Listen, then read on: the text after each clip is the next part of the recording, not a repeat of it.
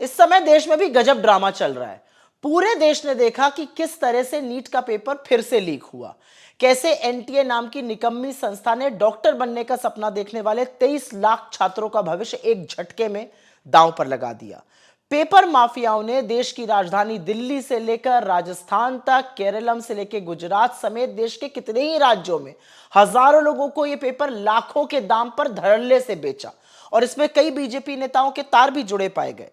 NTA ने स्वीकारा कि पेपर लीक हुआ है और अचानक से अब वही एनटीए पलट गया, क्योंकि एनटीए ने संसद की समिति के सामने कहा कि नीट का पेपर लीक ही नहीं हुआ है, जबकि उन्होंने पहले यह स्वीकारा था कि नीट का पेपर लीक हुआ है। आप इससे अंदाजा लगा सकते हैं कि यह सरकार कितनी बेशर्म है और इसके अधिकारी जनता को बार बार कितना बेवकूफ समझने की गलती करते हैं।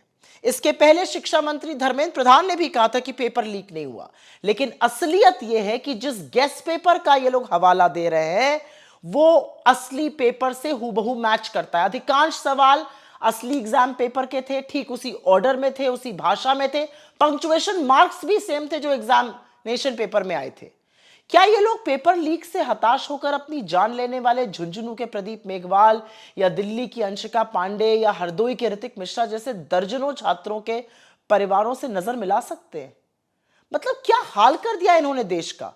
कोई ऐसा एग्जाम नहीं है जिसका पेपर लीक ना होता हो।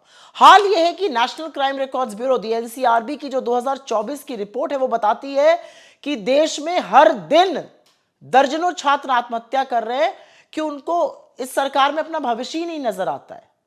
और धर्मेंद्र प्रधान को अपने पद पर बने रहने का क्या नैतिक अधिकार है, खासतौर से तब जब पेपर लीक होने के बाद बजाय माफी मांगने के संसदीय समिति के सामने धड़ल्ले से झूठ बोला गया हो। मतलब क्या हाल बना दिया इन्होंने देश का। ना ये छात्र के सगे हैं, ना ये देश के सगे हैं। पेपर लीक होता है, पेपर लीक माफियाओं को संरक्षण देते हैं और संसद जो देश की सबसे ऊंची पंचायत है उसके सामने, उसकी समिति के सामने झूठ बोलते हैं, तो बचा ही क्या है।